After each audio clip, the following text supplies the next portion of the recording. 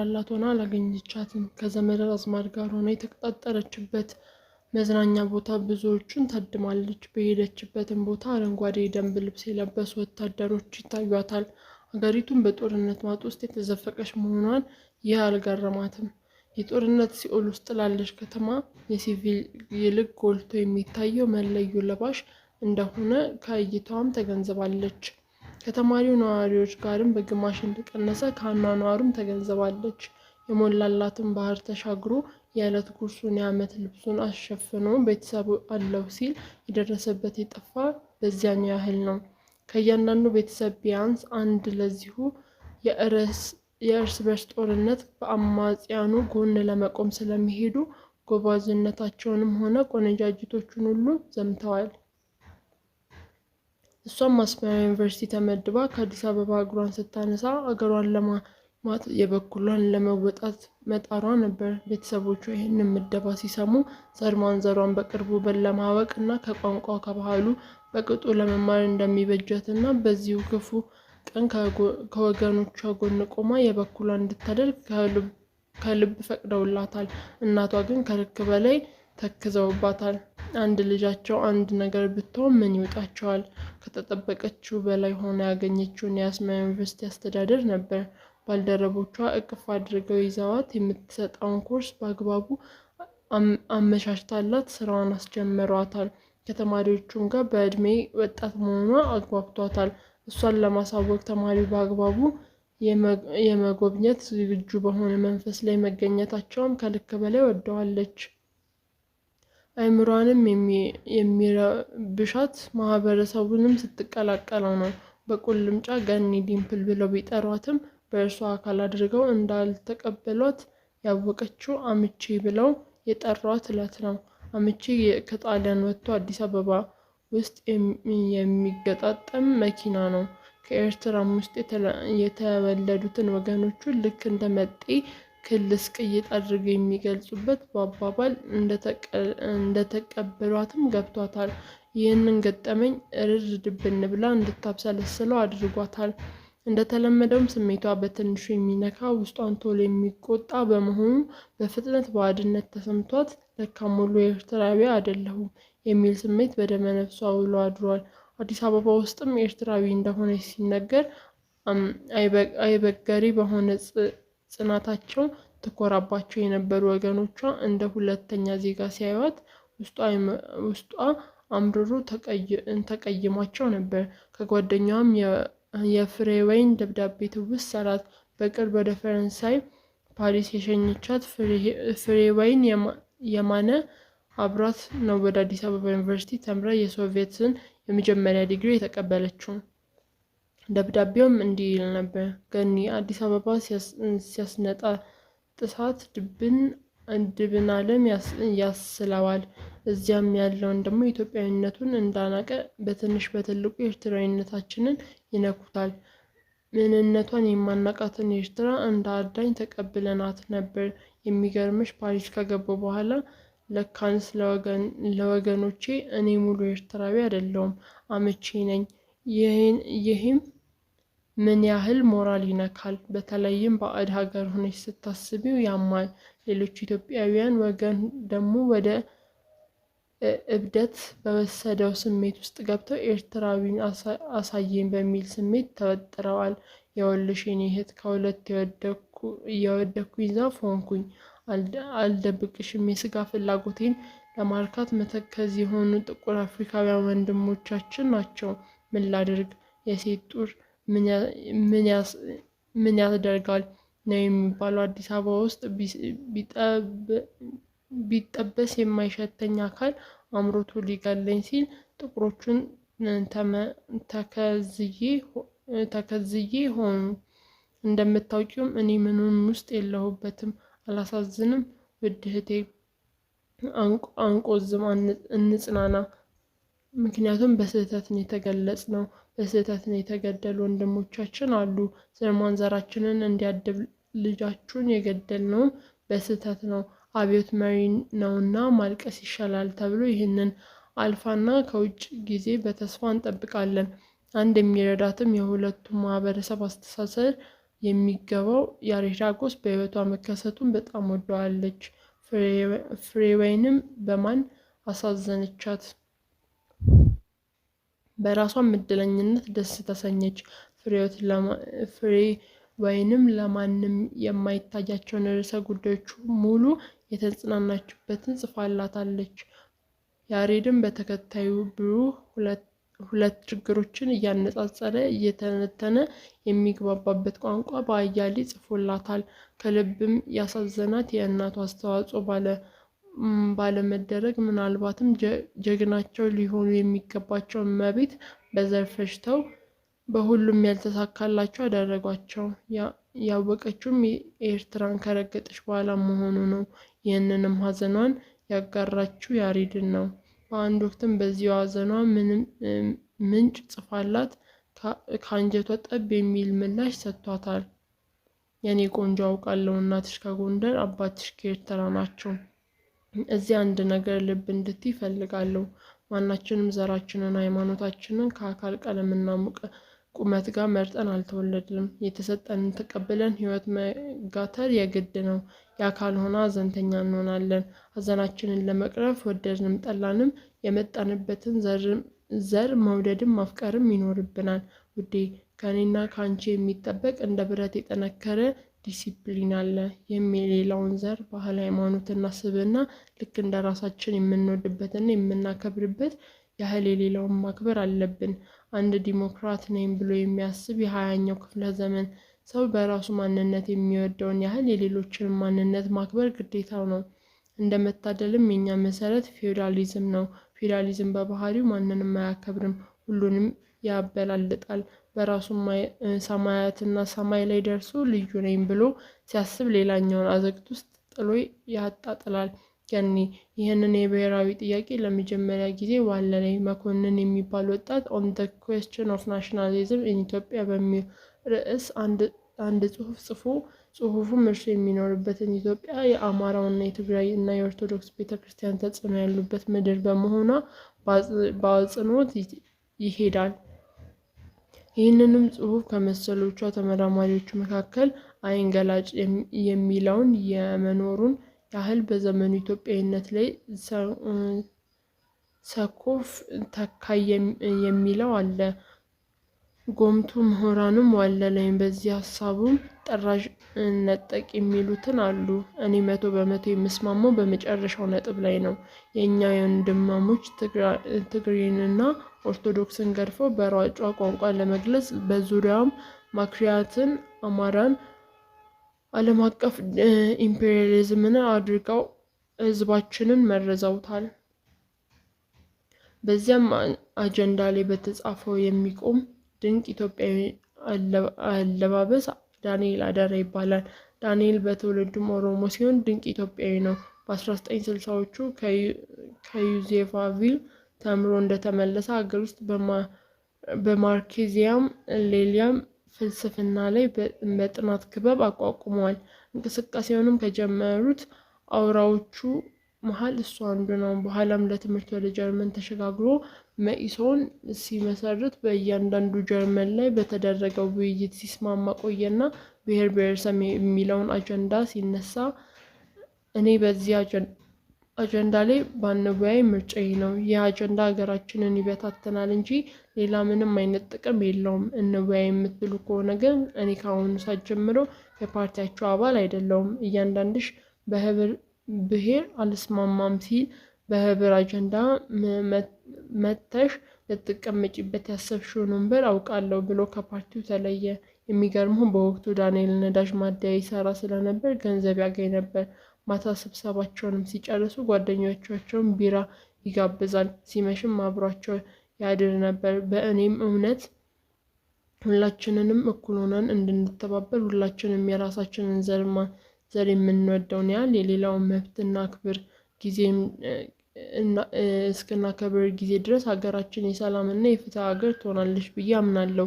አሊያም አንድን ዘር ከፍ ሌላውን ደግሞ ዝቅ በማድረግ የምናይ ከሆነ ግን ከሁከታ የጸዳ ሀገር የሚኖረን አይመስለኝም። ፍቅሬ የማዝነው ይህንን አጀንዳ ደግሞ እንደ ስፋቱ አያሌው ወንበር የሚፈጥርብን ይመስለኛል። በተለይም ጎጠኛ ለመሆን አስተሳሰብ የራሱን ወንበር ለማመቻቸት ከሀገር ይልቅ ዘርን ማዕከል አድርጎ የሚነሳ ጎጠኛ እንደሚያስነሳም እምነቴ ነው። ይህ የብሔርን አጀንዳ ተግባራዊ እንዲሆን የዓለም አቀፍ ደረጃ የመጀመሪያውን የጻፈው ጆዜፍ ስታሊን ነበር። የተዋጣለትም ጥናት ብለው የሚያጨበጭቡለት የገዛ ሀገራቸው ላይ ግን አያከብሩትም ነበር።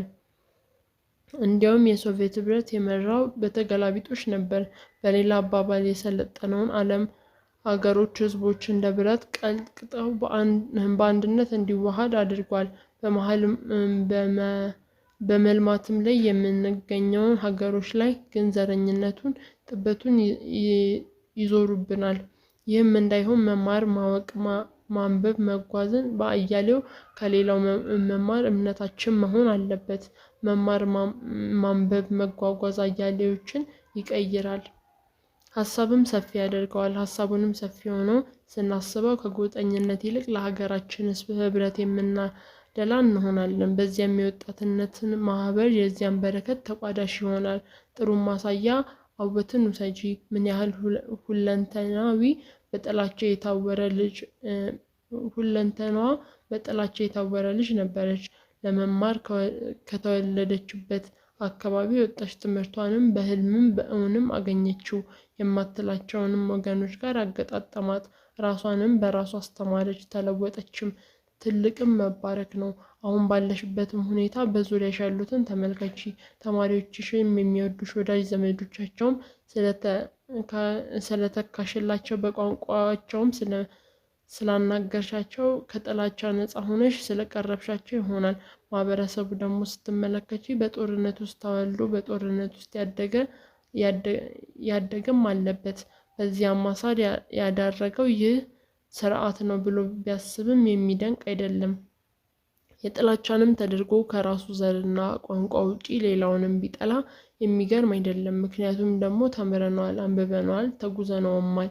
አያሌም የሚያውቃቸውን የነበሩትን ሁሉ አያወጣም። ስለዚህም ልታዝኝላቸው እንጂ ልታዝኝባቸው አይገባም። ውድ የሚያስፈራኝን ላክልልሽ። በጀርመን በአንድ ታሪክ ወቅት መሳፍንት ዘመን ሰፍኖ በዚያን ወቅት ጎጠኞች ሁሉ ነፃነታቸውን በማወጅ 400 መንግስታትን መስርተው ነበር። ይህንን አይነቱ ጥበብ ሀገሪቱን በማጥፋት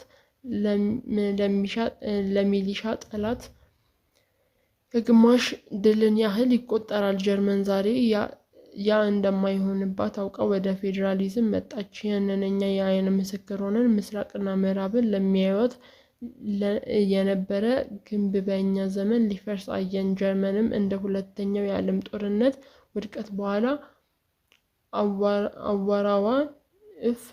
አቧራዋን እፍ ብላ ተነሳች። ዛሬ የምናያትን ጥንካሬ ላይ ደረሰች። ወደፊትም የዓለም ምጣኔ ሀብት ሀያል ሆና ለመምጣት ጠንካራዋ ምሰሶ ህብረት ነው። ህብረት ለአፍቃሪያን አንድነት፣ ለጥቁር ህዝቦች ሁሉ ወሳኝ መፍትሄ ሆኖ ይሰማኛል። አሊያም ከተነጣጠልን በረሃችንንና በጥማታችን እየመጡብን ዘላለም ባሪያ ያደርጉናል። ፍቅሬ፣ አንቺ ኢንተሌክቹዋል ማሰብ ያለበት በአንድ ዘላለማዊነትን ነው። ያን ካደረግን ጎጠኝነትን እንዋጋለን። ካልሆነ ግን የበሬዎቹን ተረት የህይወት አካል ይሆናል። ተረቱን ታውቂዋለሽ አይደል? 4 በሬዎች በዱር ተባብረው ይኖሩ ነበር። ሳርግጠውም ቂጣቸውን ገጥመው ነበር። ሁሉንም ኮርማ የራሱን አካባቢ በማስተዋል ስለሚጠብቅ ጅብ ይህንን ህብረት ቀድሞ መግባት ያቅተዋል። በስተመጨረሻም በተናጥል ከበሬዎቹ ጋር መደራደር ጀመረ። ህብረታቸውንም አፈረሰ። እኔም ካልነካኝ ምን ቸገረኝ ይልና ግንባር ቦቀው አጠገቡ ያለውን ሲጠቃ ጸጥ አለ። በሌላኛው ቀን ጅብ እንዲያውም ሌላውን አታለልና በላ። እያለ 4ቱንም ቅርጥፍ አድርጎ በልቶ ጨረሰ። አለቃ ዘበነም እንዲጠበባሉ።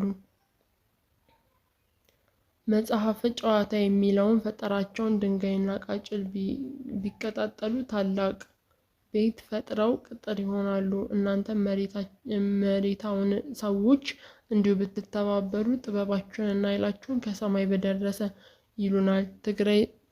ትግራይም ሲተው ለልብ ምክር ይላሉ። ይህንን አባባሌን አልመሰለሽም ካልሽ በአንድ ወቅት የእንግሊዝኛ ጠቅላይ ሚኒስቴር የነበረው ሎርድ ሶልበርን እንደ አውሮፓውያን አቆጣጠር በ1898 የተናገረውን በዝነኛው ፍልስፍና እንዲህ ይላል። You may rout dividing the nation of the world as the living and the dying of the weak sitting are becoming weak and the strong state are becoming stronger. The living nation will be graduate encouraged on the territory of the daring. ምርጫው ለነባሪዎች እተዋለሁ። ከላይ የሚያሰፈርኩትን ጠልተው የሎርድን ሀሳብ ከሆኑ ያህል ማዕበልን ይመታቸዋል፣ ማዕበሉም ድራሻቸውን ያጠፋላቸዋል። አስተዋይም ተመልከቺ ካለም ይህንን ሁሉ ደብዳቤዎች ባንቺ ስራው ውስጥ ተካቶ ያነባዋል። አርቆም አሳቢ ዜጋውንም እኔ ነብዩ ያሬድ ይለኛል።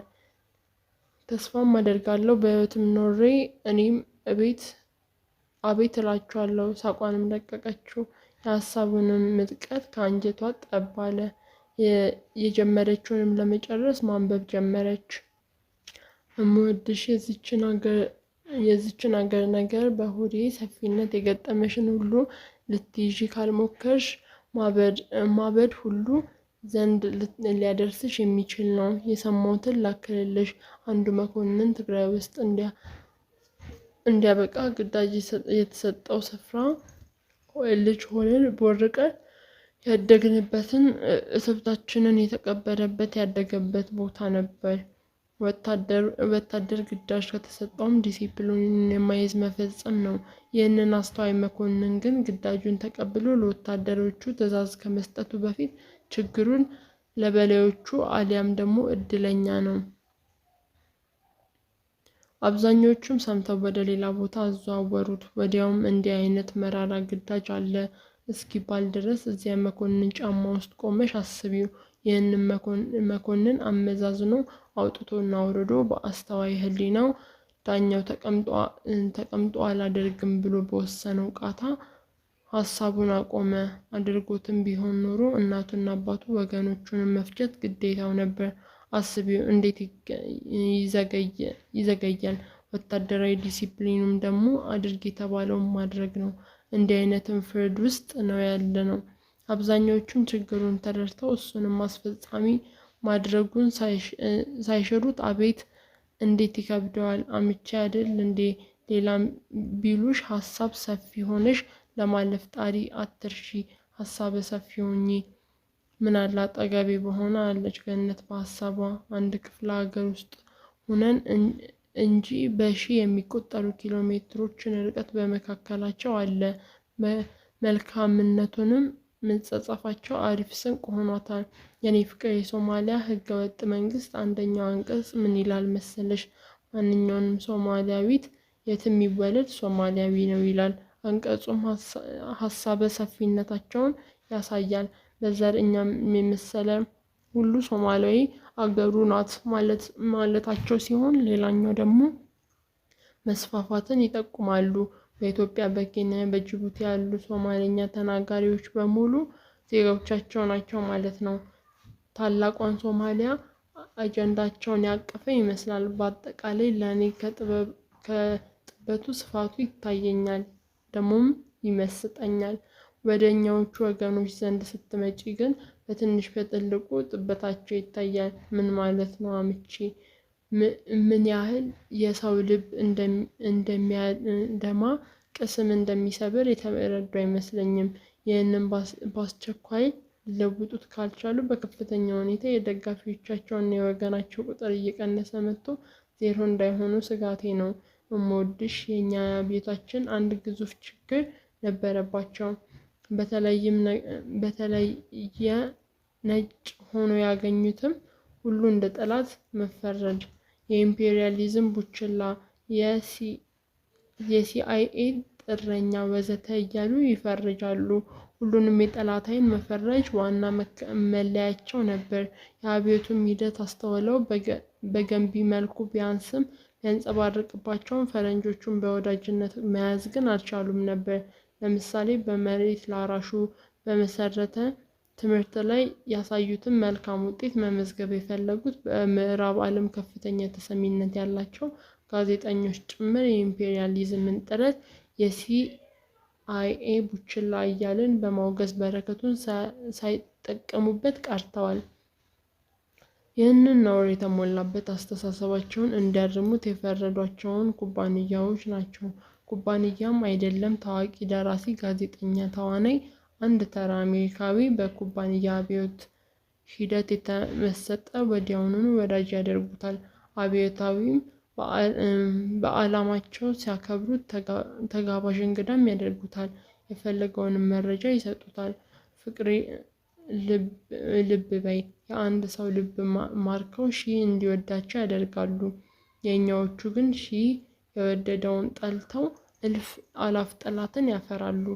በዚያም እንግዲህ መማር የማንችለው ልበሰፊ ሀሳበ ሰፊ ሆነን ስንፈጠር የተፈጠርንበትንም ስናበረታታ ነው። ደሞን ተስፋ አደርጋለሁ ፌዴራሊዝምን በዩ ህብረትንም በዩ አንድነትንም በዩ የፈለግሽውንም ስያሜ ስጪው በአዲሱ ትውልድ ከላይ ከተጠቀስኩልሽ አጀንዳ አንድ ተሞክሮ እንደማይ እምነቴ ነው። ሺህ ጊዜ እስምሻለሁ ሁለንተናሽንም እሰማዋለሁ። ሁሌም ውል ባልሽብኝ ቁጥር መሀረቤን አወጣና እንደ ልብ ጠረንሽን ወደ ሳምቤ ስባለሁ። በሚቀጥለውም ደብዳቤ እስካገኝሽ የኔ ቆንጆ ድጋሜ ሺህ ጊዜ እየሳምኩሽ ነው። አንቺም ያንቺው። ደብዳቤውንም መልሳ አጣጠፈችው። በርካታም ለረጅሙ ተንፍሳ ማብሰልሰል ጀመረች። የአማጽያን አየር ኃይሉን ሌላ ጊዜ የአየር ማረፊያውን በርቀት በሞርቶና በመድፍ ያርሱታል። መጀመሪያ ሰሞን ይህንን አሸባሪ ድምፅ ስትሰማ የማትይዘውን የምትለቀውን ይጠፋት ነበር። በሂደትም ይለመድ የለም ያንን አሸባሪ ድምፅ እየለመደችው ሄደች። ያ ውጊያ ስለሆነ ወታደራዊ ካምፕ ላይ ማነጣጠሩ የግድ ነው። ሊሆንም ይችላል። ግን ለምን የሲቪል አየር ማረፊያን መደብደብ አስፈለገ ስትል ጠየቀችው። ማንን የሚመልስላት የለም። ምላሹ ከያሬድ ለማግኘት ፖስታ ቤት ትሄዳለች። መልሷንም ሳይጠብቅ ስለሚጽፍላት ሕይወቷን ሙሉ ያደርግላታል። ሁሌም ፖስታ ቤት ሄዳ እንደመታደል አንድም ፖስታ አታጣም። ደስ ብሏትም ወደ ቤት ትመለሳለች። አልጋዋ ላይ ጋደም ብላም ታነባለች። ያሰበችውንም ፍስሐ ከደብዳቤዋ ትሸምታለች። መንፈሷም ሙሉ ይሆናል። ዛሬም እንደወትሮ የያሬድን ደብዳቤ ደርሷታል። ሕይወትን በፍጹም ባላየችው አቅጣጫ የሚያሳያት በመሆኑ በተመስጦ ታነበው ጀመር። ገነት፣ እምወድሽ፣ የምትወጂኝ፣ የምንዋደድ እነሆ ምናልባትም የመጨረሻ ይሆናል ብዬ ያሰብኩትን ደብዳቤ እየጻፍኩልሽ ነው። ደነገጠች። እንዴ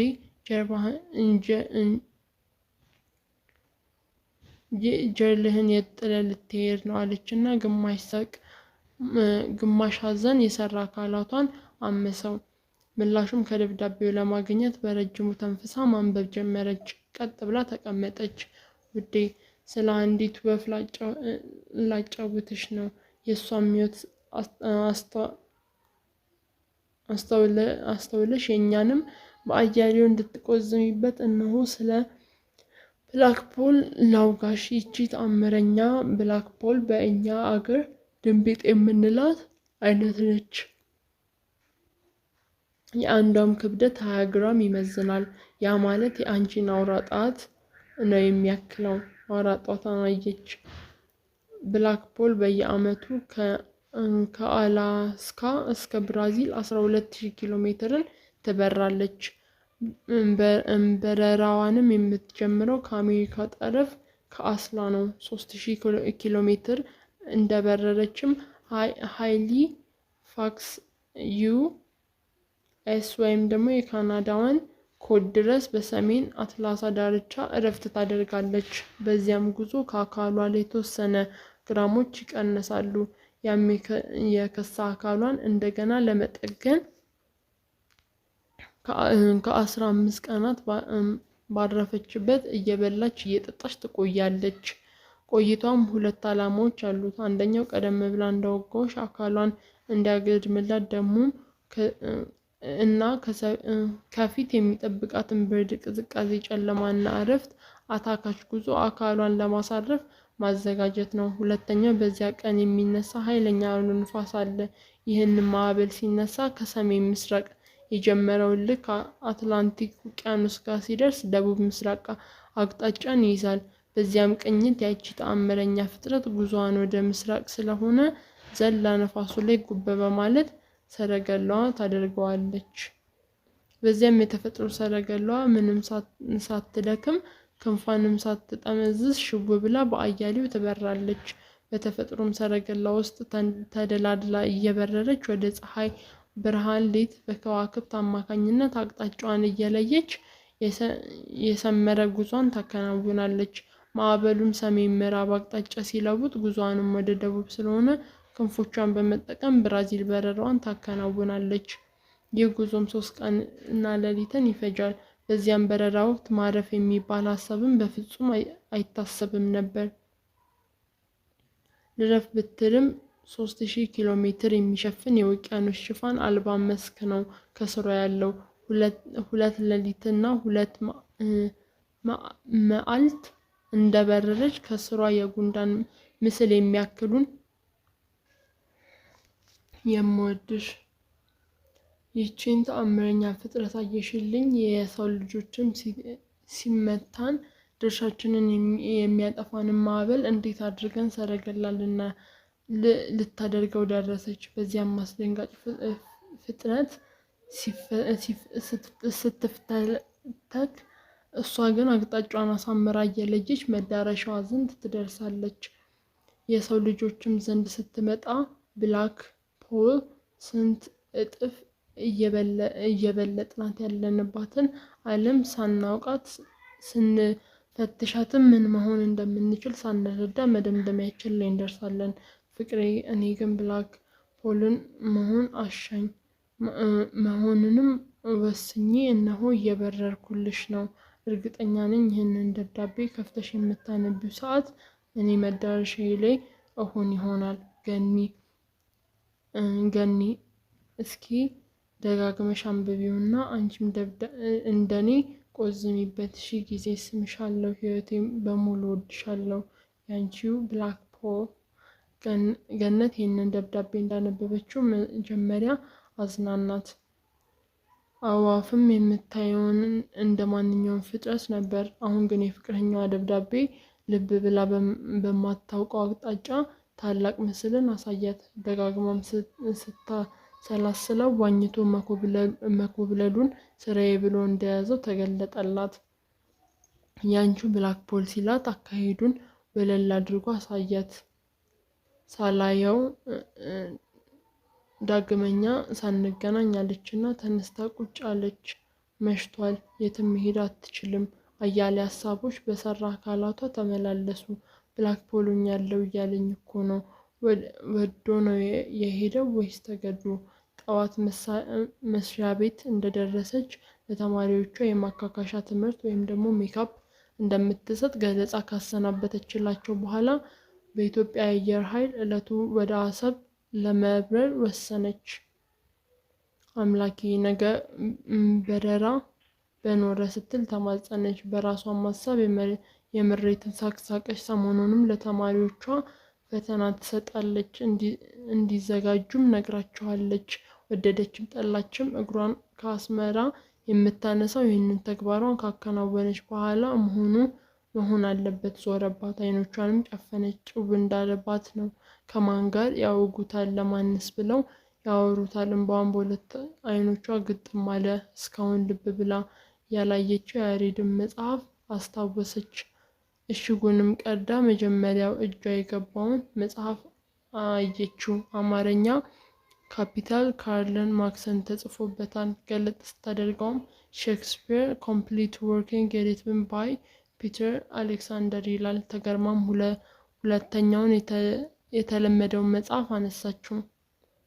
የቭላድሚር ኢሊችን ሌኒን አጭር የህይወት ታሪክ በሚል የራሱ እጅ ጽሑፍ ተጽፎበታል። ገለጥ ስታደርገውም ዘ ስቶሪ ኦፍ ፊሊፒያንስ ባይ ዊል ዱራንተን የሚል ነው። ምን ማለቱ ነው? ቆዘመች። የአማርኛ ጽሕፈቱ ፍቅር እስከ መቃብር፣ አደፍርስ፣ ከአድማስ ባሻገር፣ የታሸጉት ሚስጥር፣ መንግስትና የህዝብ አስተዳደር ሁሉም ተለብደው አብዮታዊ በሆኑ ስያሜ ተሰጥቷቸዋል። በጥልቅ ቆዘመች። መንግስትና የህዝብ አስተዳደር ገብረ ሕይወት ባይከዳኝ ከ10,000 የተማሩ ኢትዮጵያውያን አንድ ያነበበ ካገኘሽ እድለኛ ነሽ ያላት አባባል ጆሮዋ ላይ አስተጋባ። የቼ ጉቬራ የካስትሮ ትግልም ብሎ የሰጠውን ርዕስ ገለጥ ስታደርገው ዝክረ ነገር ሆኖ አገኘችው። ማብሰልሰልም ሞከረች። በረጅሙ አየር ስባ በትዝታ ከሳንባዋ ውጪ አስወጣችው። ለምን ርዕስ መቀየር አሻው ብላ አብሰለሰለች። ደብዳቤውንም የፈጠረባትን ሐዘን ላይ ይህ ክስተት ተወሳሰበባት፣ ጭው አለባት። አንድ የቀለም ቅብ ስዕል አገኘች። አነሳችውና አየችው። ባህር ዳሩ ላይ መርከበኛ ወደ ዋና ሲሄድ የሚያሳይ ስዕል ነው። መርከበኛውንም የዋና ፓንት ለብሷል። የባህር ውስጥ መነጽሩን ግንባሩ ላይ አድርጓል። ሳንባውንም ባቱ ላይ አስሯል። የዋና ጫማውንም በእጁ አጥልቆ ወደ ባህር ሲያዘግም ይታያል። የሰዓሊውን ስም አየችው። ሲሳይ ደስታ ይላል። እንደናወዘባት ተነስታ ምቹ የምትለውን ስፍራ ላይ ስዕሉን አኖረችው። ተመልሳም ቁጭ ብላ እንደቆዘመች ሌሊቱን ተጋመሰ። ተነሳችና አልጋዋ ላይ ተጋድማ ኮርኒሱ ላይ አፈጠጠች። ሲነቃ ጀንበር እየጠለቀች ነው። በጣም ደስ አለው። ተንጠራራ። ቀኑንም በጥሩ ሁኔታ በእንቅልፉ ስላለፈ የምሽቱንም ትግል እንዲሰምርለት በሙሉ በሙሉ ተማምኗል።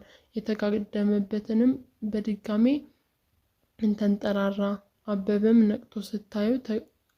አበባ ነቅቶ ስታዩ ተገርማ አንተ ምን አይነት እንቅልፍ ነው የያዘ?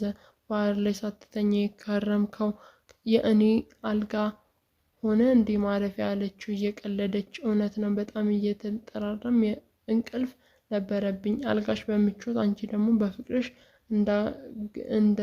እንድዝናናበት ካደረጋችሁኝ አሁን የሚበላ ነገር እፈልጋለሁ። በጣም ርቦኛል። ተዘጋጅቷል፣ ተነስ አለችው። ተነስቶ መታጠቢያ ቤት ገባ። ተጣጥቦም ወደ ሳሎን ሲገባ ጠረኑ የምግብ ፍላጎትን የሚቀሰቅስ የበግ ጥብስ ጠበቀው። እንክት አድርጎ በላው። 2 ቢራ ጠጣና አሁን ወደ መርከቤ ደረስ ብዬ ተመልሼ ልምጣ? አብረን እንችላለን፣ ግን እኔ ቀድሜ ሄጄ አንዳንድ ሁኔታዎችን አመቻችቼ ተመልሼ መጥቼ በወስድሽ ጥሩ ይመስለኛል። አንቺ ባር ጠብቂኝ። እሺ፣ ጥሩ ሀሳብ ብላ እሷም ወደ ቡና ቤቱ እሱም ወደ መጠነው ግቡ አዘገመ። ምግብ ከበላም ግፋ ቢል 15 ደቂቃ ቢሆነው ነው። አሰብን ሊሰናበት የቀረው የ45 ደቂቃ ጊዜ ነው። 45 ደቂቃም ሲጠናቀቅ ከምሽቱ 1 ሰዓት ሆነ። ቀኑ አጭር ነው ማለት ነው። እንዴት ቶሎ መሸ አለና ራሱን ጠየቀ። ከእይታው ወለል ለማለት አንዱ ጥግ ተቀምጦ መያዝ መጨበጥ የሌለውን ሀሳብ እያውጠነጠነ 45 ደቂቃዎች አለፉ። ልክ ምሽቱ 1 ሰዓት ሲሆን ለጉዞ የሚያስፈልጉትን ቁሳቁስ ወደ ደበቀበት ባህር ዳርቻ ሄደና ግራ ቀኙን ተገላመጠ። የተከተለውን ወይም የሚያየው የለም። ከማዶም ዊሊያም መርከብ መብራቱን ሆጨጭ አድርጎ የሚያበራበት ተስፋ ላይ ብሩህ ብርሃንን ረሽቶ ይታያል። ትላንት እንቆፋፍሮ የቀበረውን ቦርሳ አወጣ። ውስጡን የሚያስቀምጣቸውን እቃዎች እንዳሉ ናቸው። ልብሱን ማወለቀ። ጅንስ ሱሪውን አጣጠፈና ባዘጋጀው ፌስታል ውስጥ ከተተ። የለበሰውንም ሸሚዝ አወለቀ። የገነትንም መሀረብ ትውስ አለው። ከደረት ኪሱም ማወጣና አንዴ ጠረኑን በኃይል ማገው። ጠረኗም ሳበው፣ ሞላው። መልሶም ሸሚዝ ኪሱ ጨመረ። ሸሚዙንም አጣጥፎ ፌስታል ውስጥ ከተተ። ጫማውንም ቀድሞ ቦርሳውን የቀበረበት ቦታ ውስጥ ከቶ ቀበረው። ዊሊያም ላይ የሚያስፈልገውንም ሸሚዝና ሱሪ ብቻ ነው። ልብሱን የያዘበትን ፌስታል ወገቡ ላይ ጥብቅ አድርጎ አሰረው። ሳንጃውንም ባቱ ላይ ታጠቀ። ነፍስ አድንም አንሳፋሪ ጃኬቱን ነፍቶ በአየር ሞላና እርሱን ረዘም ባለ ገመድ ወገቡ ላይ አሰረው። ሲደክመውም ማረፊያ ደሴት በመሆን በዚያ ፋንታ ጉዞውን ይታደገዋል። በረጅም ገመድ ማስሎ ያዘጋጀውን መንጠቆ ወገቡ ላይ ጠመጠመውና ቋጠረ። ወደ ባህሩም ገብቶ ረጅሙን ዋና የሚያደርግበትን ወሳኝ ምዕራፍ ላይ ደረሰ። ልክ በአጭር ርቀት ሊወዳደር እንደተዘጋጀ ሯጭ አየሩን በረጅሙ ወደ ሳንባው አስገባና ተመልሶ ተነፈሰ። እጆቹንም አፍታታ። በረጅምም ጊዜ ዞሮ የአሰብን ወደብ ተመለከተና በልቡ ለዘላለም ተሰናበተ። ጀርባውንም ለባህሩ ሰጥቶ ፊቱንም ወደ የብስ በመመለስ ወደ ኋላ እየተራመደ የረገጠውን እግሩን ፈለገ። ከአሸዋውም ጋር በእጁ ዳብሶ እያመላለሰ ምንም ጭንፍ ሳይፈጥር እግሮቹ ባህር ገቡ። ፊቱንም አዙሮ ዋና ጀመረ። ሞቃቷም ቀይ ባህር ዋጥ አደረገችው። ቀይ ባህርም ቀን ይቀዘቅዛል፣ ማታ ደግሞ ይሞቃል። እንደሚቀናውም ጉዞውን በድል አድራጊነት እንደሚወጣም የባህሩ ሙቀት ያበሰረው መሰለው።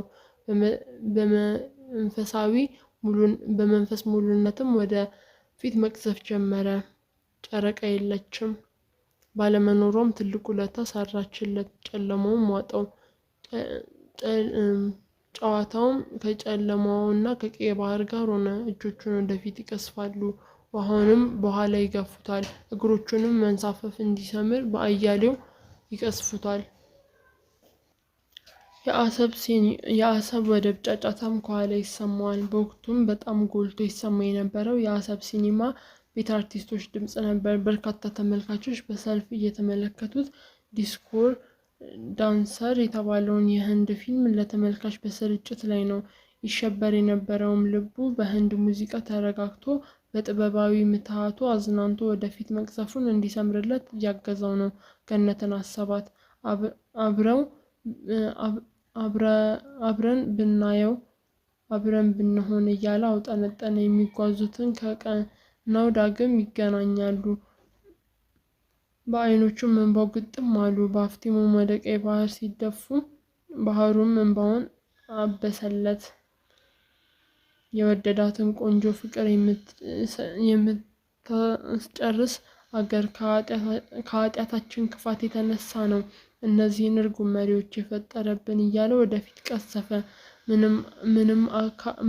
ይህ አካባቢ ማዕበል ከዓመት እስከ ዓመት የማያጣው ስፍራ ነው። እንደምታደል ግን ዛሬ ባህሩ ጥቂት ከመውረግረግ በስተቀር ጸጥ ብሎ የኮብላዩን ጉዞ ቀና አደረገው። በጣም በፈጠነ ቁጥር ቋጠሩ ተፈቶ የጉዞውን ቁሳቁሶች እንዳይጓጓና ችግር እንዳይፈጥሩበት በስጋትም ቆም ብሎ ቆጠራቸውን ያካሂዳል።